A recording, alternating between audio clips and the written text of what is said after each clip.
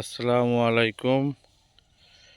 এটা হচ্ছে গিয়ে আমার সেই আদার জমি, যে জমিতে পরীক্ষামূলকভাবে মাটিতে রোপণ করা হয়েছে।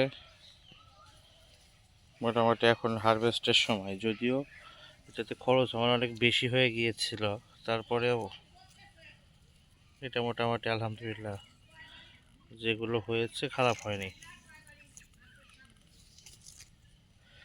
তাছাড়াও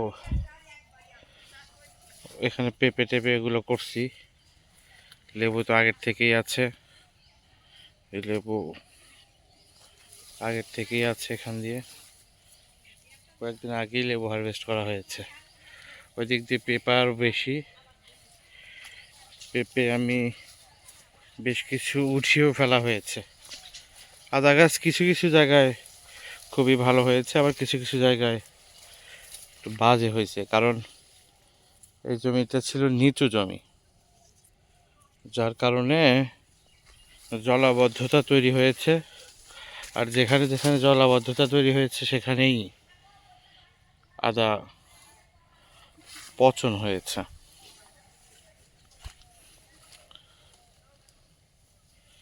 এগুলো এই সর্বশেষ বৃষ্টিতে গাছগুলো সব হেলে পড়েছে। যদিও সাপোর্ট দেওয়ার চেষ্টা করেছি, তবুও সম্পূর্ণ সাপোর্ট আসলে হয় না। এই গাছগুলোতেই পরিচর্যার ভুল ছিল, পরিচর্যার অভাব ছিল, যার কারণে যতটা ফলন দেওয়ার কথা ততটা ফলন হয়নি।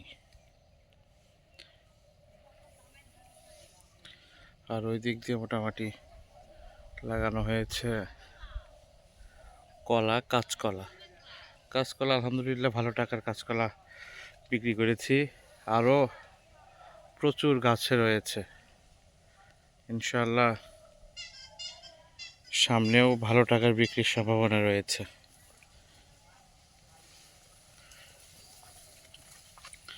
এখান দিয়ে ছায়াই বেশি থাকে, আর যার কারণে এবার আদা হারভেস্ট করার পর গাছের ডাল টাল সব কিছু পরিষ্কার করে তারপর এবার এখানেই বস্তাতে দিব চিন্তা ভাবনা করেছি।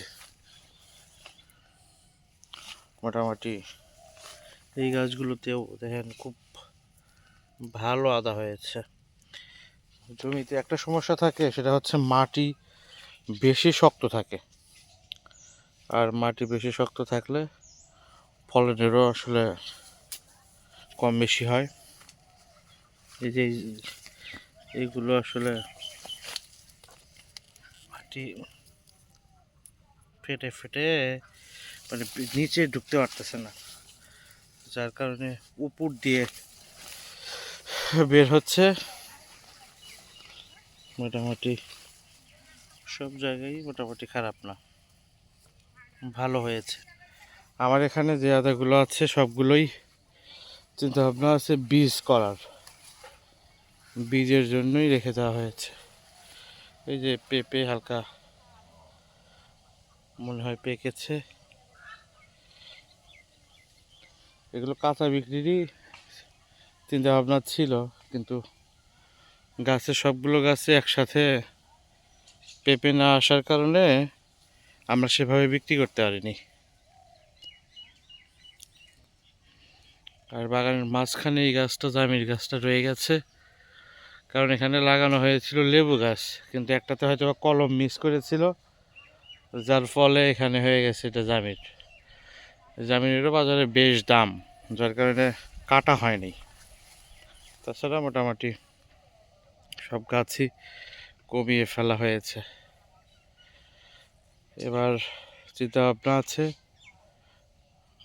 10,000 বস্তায় আদা লাগানোর, সেই জন্য আমরা প্রিপারেশনও নিচ্ছি অলরেডি।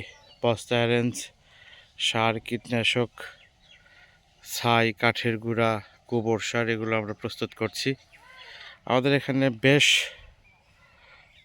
বীজ আদা রয়েছে, প্রায় 50 মনের উপরে। যদি কারো প্রয়োজন হয় নিচের নাম্বারে যোগাযোগ করবেন, ইনশাল্লাহ যত কমে দেওয়া সম্ভব দিয়ে দেবো ইনশাল্লাহ। ভালো থাকবেন। আর আদা হারভেস্ট করার সময় অবশ্যই আপনাদের দেখাবো ভিডিওতে যে আমি কী পরিমাণ আদা পেলাম। ধন্যবাদ, সে পর্যন্তই ভালো থাকবেন।